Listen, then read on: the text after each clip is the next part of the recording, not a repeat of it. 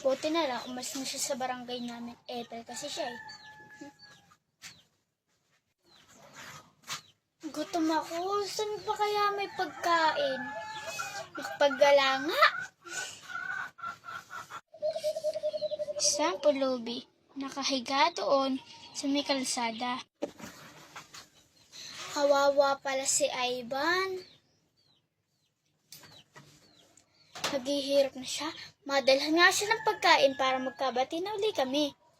Ayoko na pala makikipag-away dun sa lalaking yun. Papatirahin ko na uli siya sa bahay. Dadalhan ko siya ng pagkain kasi ayoko na makipag-away.